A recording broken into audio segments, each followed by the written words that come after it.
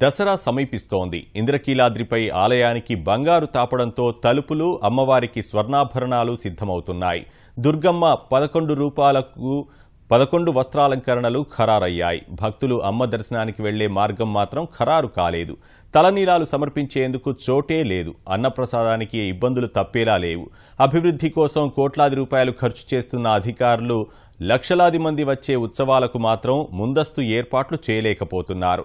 ఇంద్రకీలాద్రి వద్ద పరిస్థితిపై ఈటీవీ ఆంధ్రప్రదేశ్ పరిశీలన ఇప్పుడు.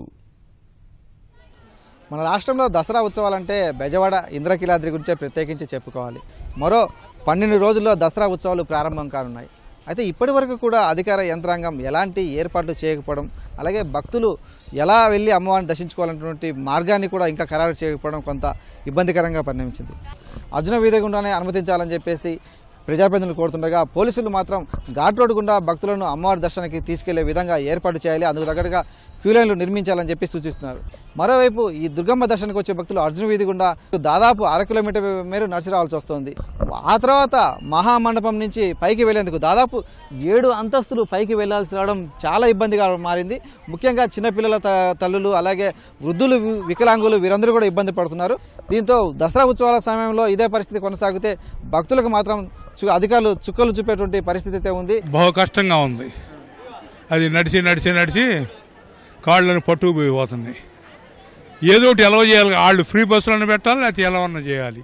ఏది లేకుండా ఉంటే ఎట్లా దర్శనం?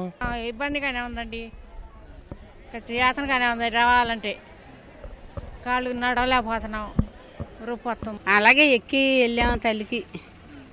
తల్లి దగ్గరికి వెళ్ళి దండం పెట్టుకొని దిగి వచ్చాము. మళ్ళీ మెట్ల మీద నుంచి వచ్చామండి. ఇదిగో ఇక కూర్చున్నాం. ఇక కాళ్ళు నుంచో లేక కాసేపు అలాగే ఇదిగో పట్టుకుని అలా కమ్ములు పట్టుకుని అలాగే పాకి దేకి రెక్క పక్క చెయ్య పట్టుకుని ఎక్కామమ్మ. ఎక్కడా పోయాను, ఇగో పోట్లు వచ్చేస్తున్నాయి కాళ్ళు. అమ్మవారి సన్నిధిలో నిత్యాన్నదాన కార్యక్రమం జరుగుతోంది. కొండ దిగువన అర్జున వీధిలో ఉన్నటువంటి శృంగేరి పీఠంలో భవనంలోకి మార్చారు. ఇందుకు గాను ఆ శృంగేరి పీఠానికి నెలకు 4.5 లక్షల రూపాయల అద్దెను దుర్గగుడి అధికారులు చెల్లిస్తున్నారు. అయితే కృష్ణా పుష్కరాల సందర్భంగా 40 లక్షల రూపాయలు వెచ్చించి ఇక్కడ మనం చూస్తున్నటువంటి ఈ భారీ షెడ్డును అన్నదాన కార్యక్రమం కోసం నిర్మించారు.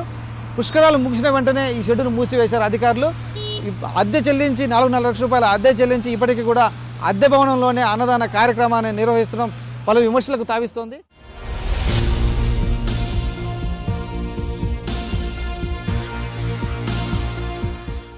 గతంలో కేశఖండన కార్యక్రమం దుర్గా ఘాట్లో జరిగేది. అయితే దుర్గమ్మ గుడి వద్ద పైవంతెన పనుల నిర్మాణం కారణంగా దుర్గా ఘాట్ను తొలగించాల్సి రావడంతో అర్జున వీధిలో కేశఖండనశాలను ఏర్పాటు చేశారు. అయితే మళ్ళా బృహత్ ప్రణాళిక అమలు అంటూ అధికారులు ఆ షెడ్డును కూల్చివేసి ఇప్పుడు మనం చూస్తున్నటువంటి అరండల్ సత్రంలో కేశఖండనశాలను మార్చారు. భక్తుల క్యూ లైన్లు వెళ్లాల్సి రావడంతో కేశఖండనశాలను ఖాళీగా ఉంచారు.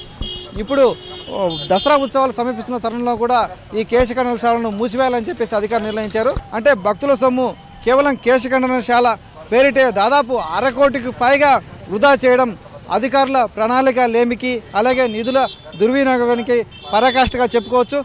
తిరుమలలో కొండ మీదకి 4 గంటల సేపు ప్రయాణం చేసి మెట్లు ఎక్కగా లేనిది ఇక్కడ 7 అంతస్తులు ఎంతసేపు? అది 10 నిమిషాల పని.